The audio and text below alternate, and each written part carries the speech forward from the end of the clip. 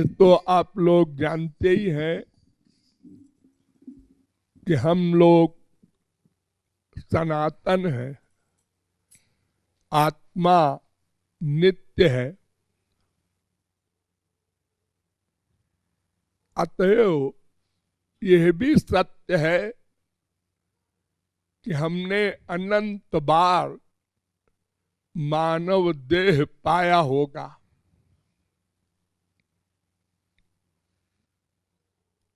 अनंत बार।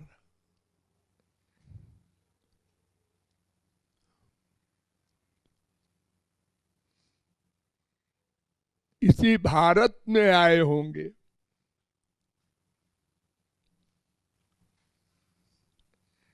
भीष्म पितामह ने कहा था हमको ऐसी जगह जलाना जहां कोई जलाया न गया हो। तो उनकी लाश को लेकर जहां जलाने के लिए जाएं तो पृथ्वी बोले यहाँ शतम भीष्म, सैकड़ों बार यहाँ भीष्म ही जलाए जा चुके हैं। तो अनंत बार मानव देह मिला और अनंत बार बड़े बड़े जगत गुरुओं के बाप मिले, समझाया, हमने समझा, माना भी, लेकिन उधार करते रहे। अभी तो खेलने का समय है, अभी तो संसारी विषयों के भोग का समय है, बुढ़ापे में कर लेंगे और ऐसे ही मरते गए उधार करते करते। मानव देह छिना अनंत बार, कुत्ते बिल्ली गधे की योनियों में गए, रोए, बहुत दुखी रहे, लेकिन उधार करना बंद नहीं किया।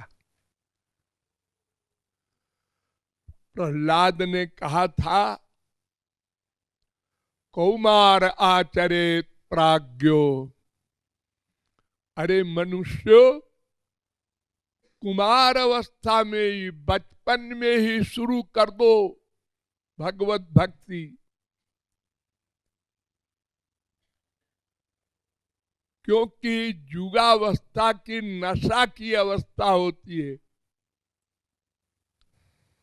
शरीर का नशा सबसे बड़ा नशा होता है।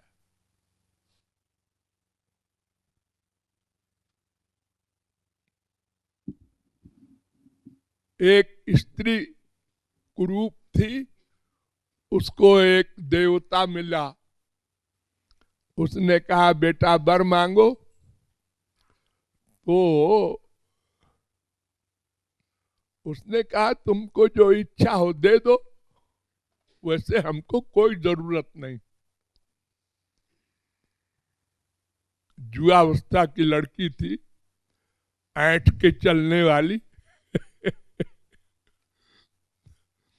हमारे तमाम दीवाने हैं। तो उस देवता ने कहा सुंदरी बना दूं। तो उसने एक झापड़ लगाया देवता के, क्या मैं कुरूप हूं?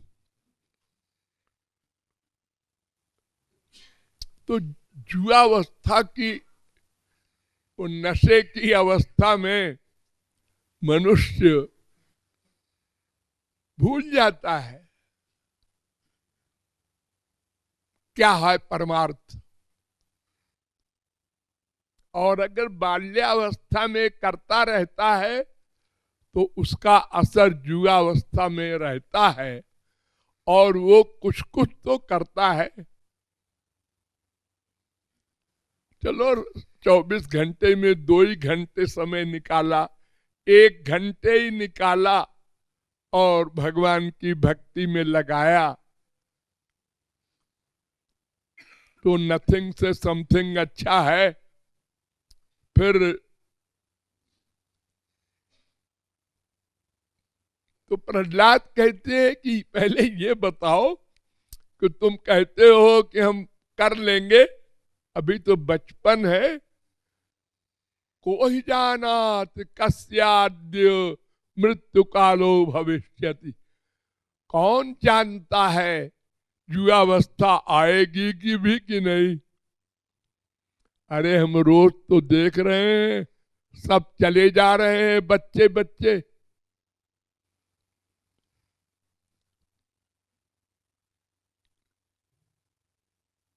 यक्ष ने युधिष्ठिर से 60 सवाल किए थे।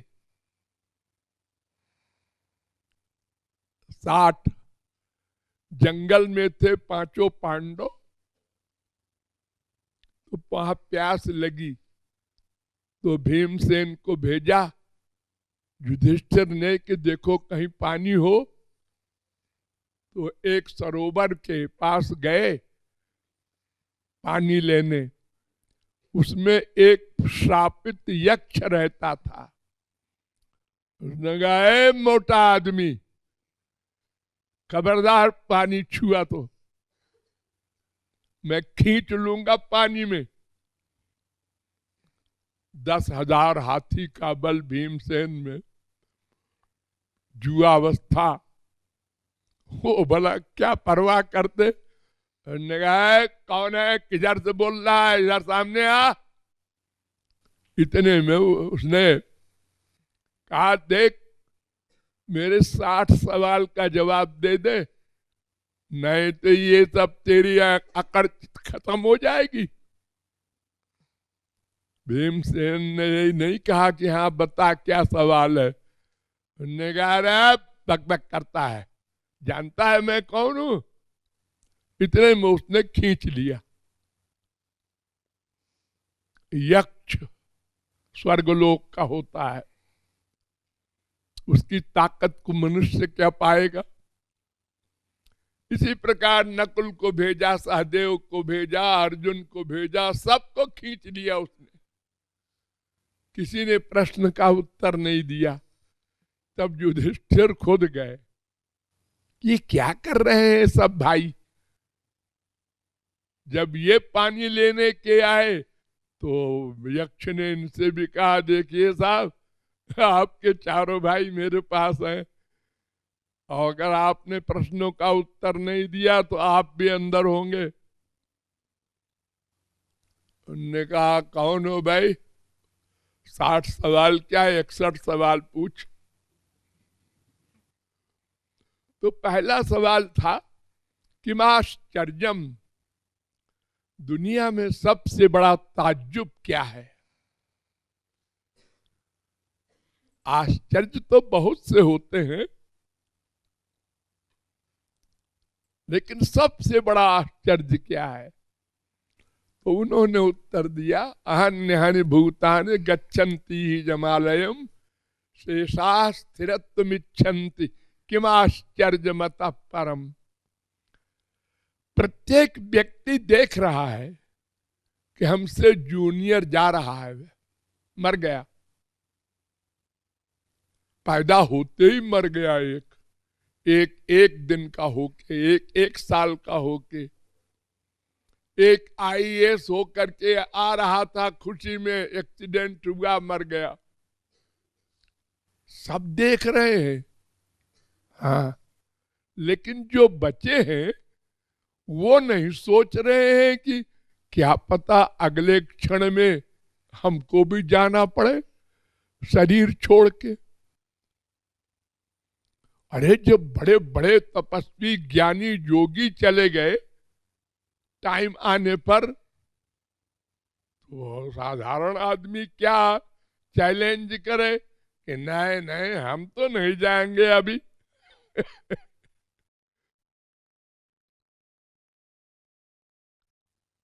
तो ये सबसे बड़ा आश्चर्य है कि आंख से देख करके भी हम इस शरीर को नश्वर नहीं मानते,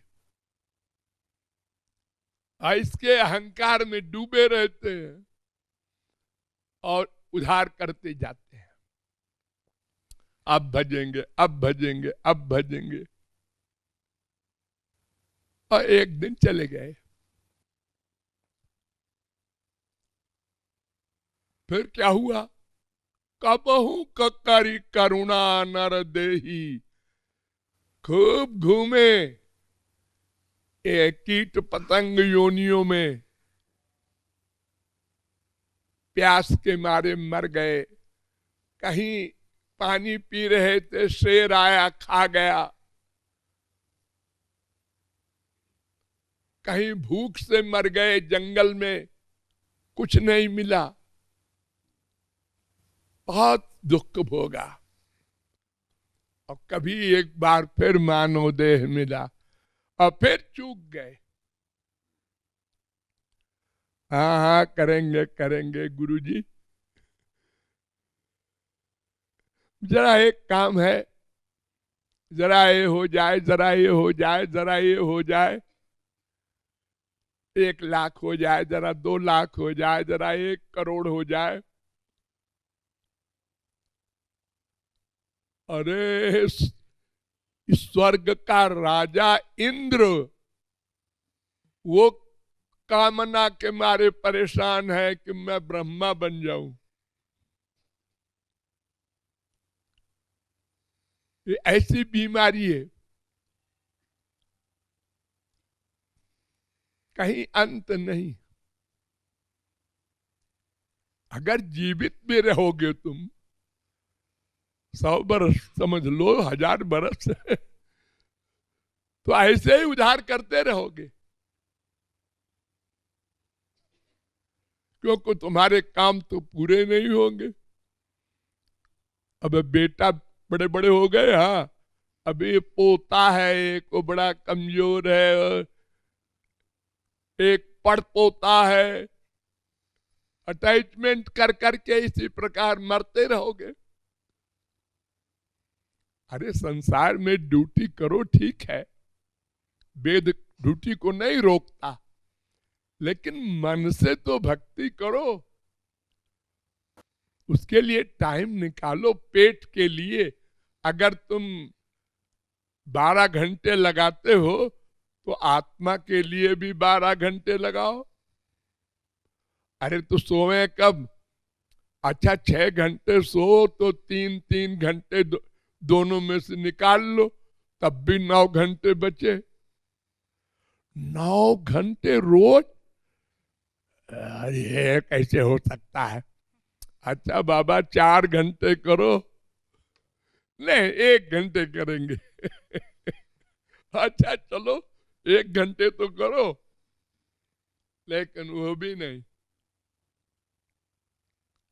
10 दिन 20 दिन किया, जैसे आजकल लोग योगा करते हैं, नाक पकड़ते हैं, कहीं कुछ करते हैं, 4 दिन किया, उसके बाद अरे यार सब बेकार है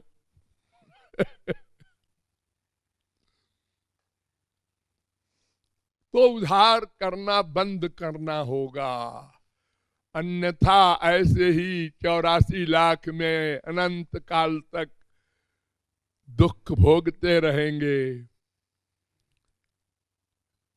अगर ये बात हमेशा मस्तिष्क में रखे मनुष्य, क्या पता अगला क्षण मिले न मिले। अरे बैठे बैठे कितने मरते जा रहे हैं, सो रहे हैं पलंग पर, और सवेरे बीबी उठाती है तो अब कौन उठे, चले गए। हार्ट फेल कहते हैं उसको। और फिर जब देख रहे हैं हम हर शहर में भाग रहे हैं, कार से जा रहे हैं, साइकिल से जा रहे हैं, पैदल जा रहे हैं, अरे कहीं एक्सीडेंट हो जाए। बड़े बड़े अरबपति खरबपति सब चले जा रहे हैं।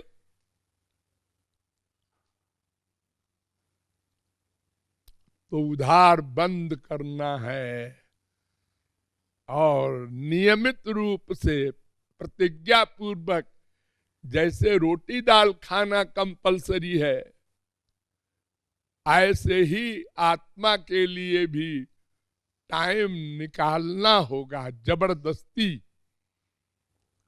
24 घंटे में जब भी निकले वैसे तो हर समय रियलाइज करना चाहिए कि वो हमारे साथ है, वो हमारे हृदय में है, वो हमारे हृदय में है। अपनी कमाई से दान करना सही पात्र में, और तन से जो भी हेल्प हो सके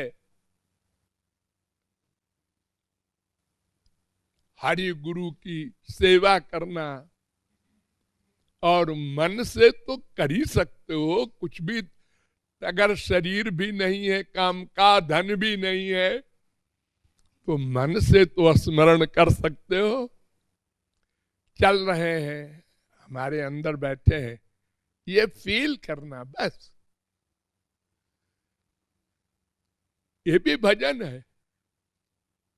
हम अकेले नहीं हैं, ओम हमारे अंदर बैठे हमारे आइडियाज नोट करते हैं। वेद कह रहा है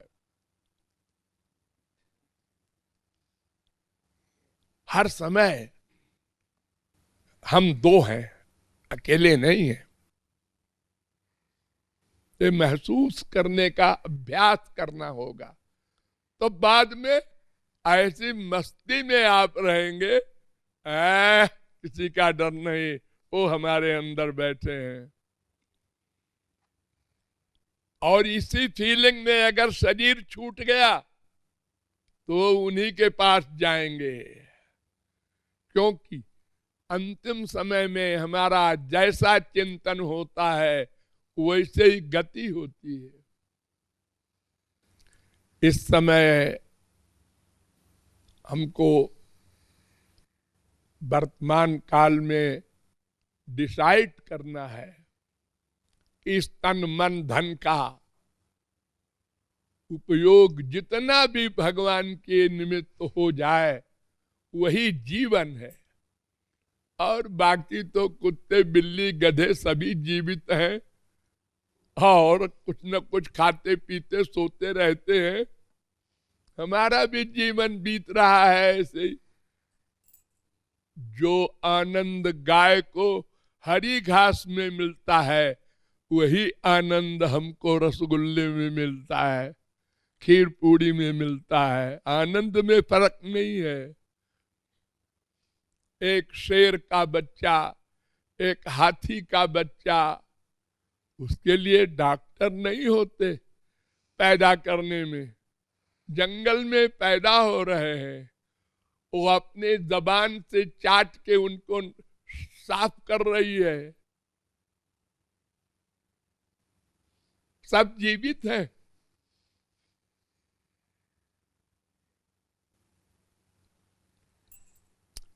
तो ये सब चीज तो सभी जीवों को अपने अपने स्टेज में मिलता है, आनंद भी मिलता है। ये संसारी लेकिन भगवान की भक्ति तो मानव देह में ही हो सकती है।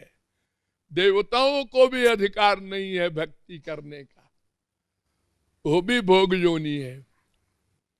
इसलिए उधार बंद करना है। Thank you.